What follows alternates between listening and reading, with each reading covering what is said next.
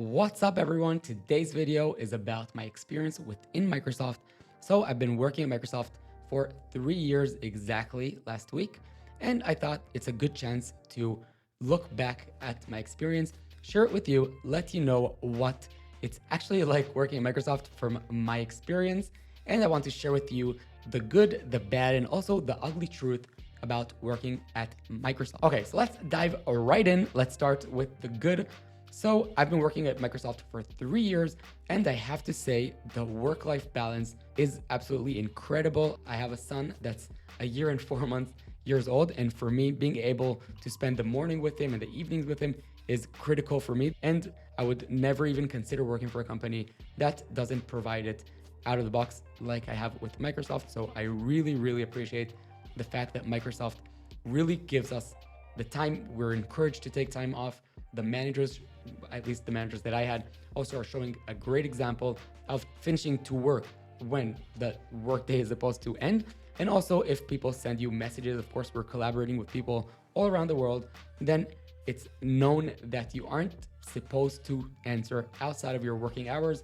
And if you answer out of working hours, then people will probably tell you, don't worry, no rush, you can simply answer me next week or whatever in your working hours. Okay, so that's the first thing. I really like it. It's very important for me, and I appreciate the fact that I had that.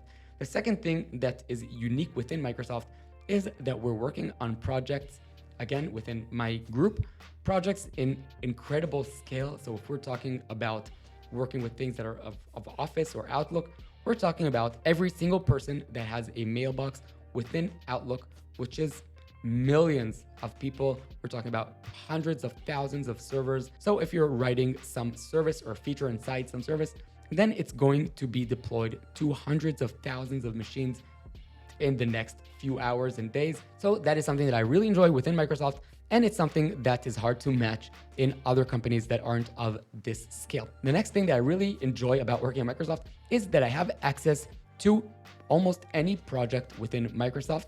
Now, because I'm very curious and I'm always interested to see how projects naturally scale, then being able to open any projects that have hundreds of partners working on them, and search and learn about how things naturally grow and also how things are implemented. If we're talking about clean architecture, domain-driven design, then for my series, I could simply go and open tens of projects that are real-world projects that were tried to be written in the highest quality way, and investigate how things actually look like. This is something that I really enjoy and I take advantage of all the time. And this brings us also to many benefits that we have as Microsoft employees. So we're talking about access to different tools. So if it's OpenAI, if it's GitHub Copilot, there are many things that are either Microsoft products or companies that are collaborating with Microsoft.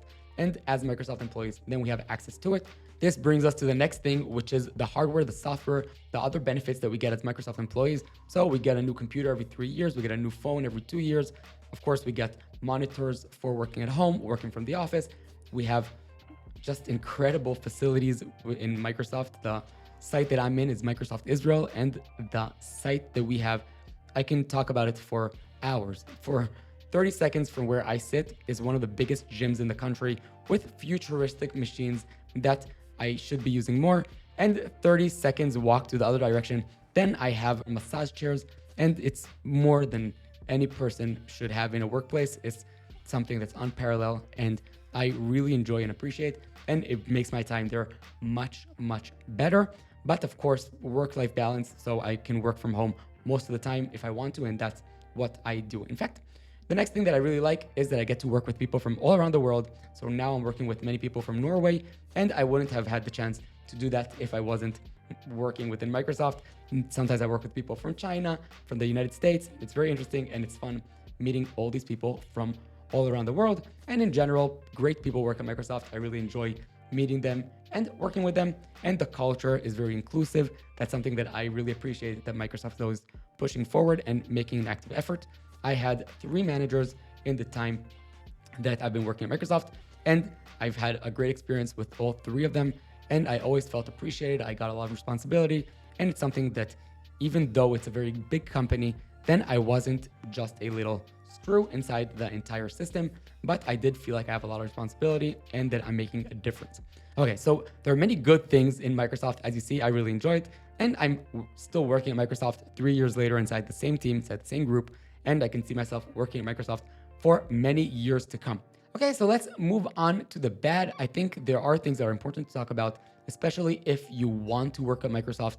Then these are things that are good to just manage the expectations and understand what you're actually getting into. So many developers think that arriving at Microsoft is the end goal. So once they work at Microsoft, if they're students now, or if you're a student and watching this, and you're imagining that you arrive at Microsoft and that's it, you have reached your life goals. So that's definitely not the case. Arriving at Microsoft is the beginning of the journey. When first arriving at Microsoft, then even if you have years of experience, it's like trying to drink from a waterfall. There's a lot you need to learn. There are many portals that you need to get familiar with. There's a lot of different technologies and tools that you need to be familiar with for your day-to-day work. This can take months or even a year to get familiar with everything you need to know to get up and running and understand what the regular flow of an engineer within Microsoft is. Okay, that brings us to the next thing, which is Microsoft is a big corporation. Like I said, I collaborate with people from all over the world. The MSCI group is divided across many countries. And of course, if we want everything to work as expected, then we need to do a lot of meetings to sync with the designers, with the front-end developers, the back-end developers, the architects. There are many people from different places that are trying to work together, and in general, a lot of people. So we need a lot of meetings to sync, and it's going to be more meetings than if you're currently working at simply a startup or something like that. Also, in a big corporation, then everything is very structured. So you probably aren't going to touch the entire stack. So if you're a backend developer, then DevOps things that you probably aren't going to work with at all if you're not part of that team, or if you're not part of the infrastructure team inside your group, then there are things that you just aren't going to work with, because the work that you're going to do is going to become more specific, and the things that you're going to get the expertise in are specific, because not every person needs to know everything. That's why there are specific teams and groups, hundreds of people that are only in charge of things like infrastructure. Okay, the last bad thing that will bring us to the ugly truth about working at Microsoft is that if you're working at Microsoft, at least from my experience, people I've been working with, also my wife, like I said, works within Microsoft, and we have many other friends working in different teams within Microsoft. So you probably aren't going to be promoted if you just sit around and wait to be promoted.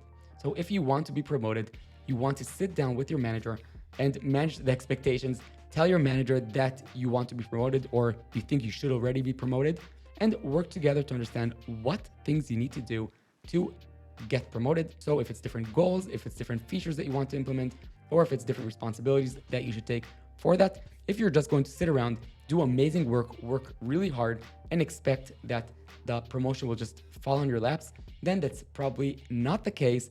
And from my experience and people around me, then it's not really the case. Of course, this does happen. If you're a good employee, then you probably will get the promotions, but it will happen much quicker if you ask for a promotion. So I've been at Microsoft for 3 years, and I was lucky and fortunate to be promoted 3 times in the past 3 years.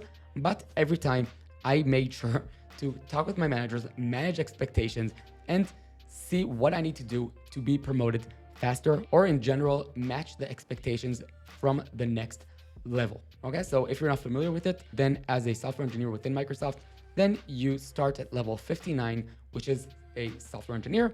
Then level 59 and 60 is considered a software engineer. Level 61 and 62 is considered a software engineer 2. Then level 63, you become a senior software engineer, and so on. So as the time goes on and you get promoted, then your title within Microsoft changes.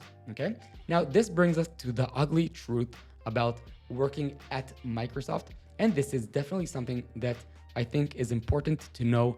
If you want to work at a company like Microsoft, these are things that will probably happen to you over time. So you arrive at Microsoft at your first day, and the facilities are insane. People are super nice, inclusive.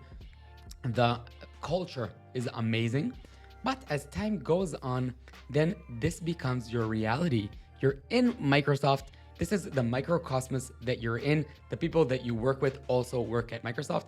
And like if you have a nice view from your home and people come to your home and tell you you have an amazing view, then of course with time you don't see the amazing view. You can stop and enjoy it. And me and my wife do it all the time. We stop and enjoy the fact that we're working within Microsoft.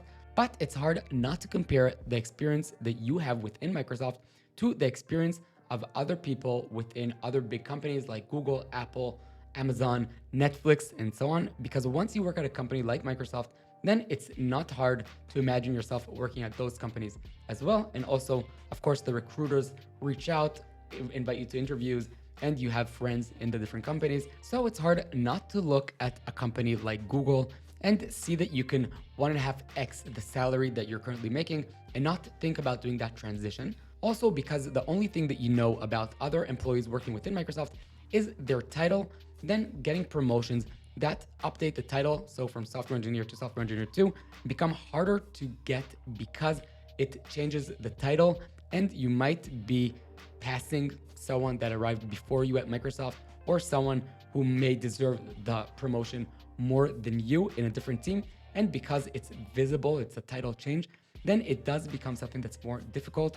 And in general, comparing your experience or your level that you're at to other people's levels, if you think that you should be in a higher level than you currently are and someone else is getting promoted, then that can definitely hurt your experience within Microsoft. And I have friends that have left Microsoft for these kinds of reasons.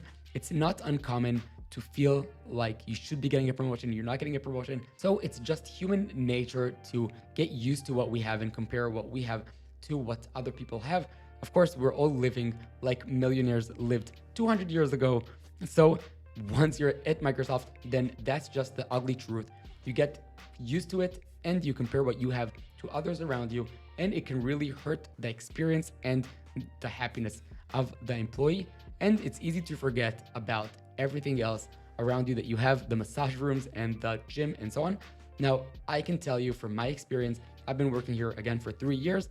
I can definitely see myself working here for 15 more years. And I think it's important, if you're working within Microsoft or in general in the high-tech industry, then to stop and really understand the level of privilege that we have as people working in this industry. It's unparalleled almost in any other profession.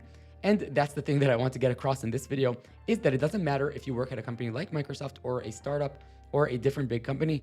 The experience is going to vary, but some things just stay the same wherever you are. And it can look as if switching to a different company will change your experience dramatically, and suddenly everything will be amazing and you won't have hard days and you won't have pressure at work. So in the end, no, we work with sprints, we work with Scrum. There are things that we are going to feel, the pressure that we are going to feel, even if everyone tells us that there's no pressure. Again, things that are just human nature, depending also on your personality. If you're more anxious around deadlines, then you're probably going to feel it at Microsoft as well. So there are just things that don't change no matter where you work at. And it's important to have the correct expectations when looking at workplaces from the outside.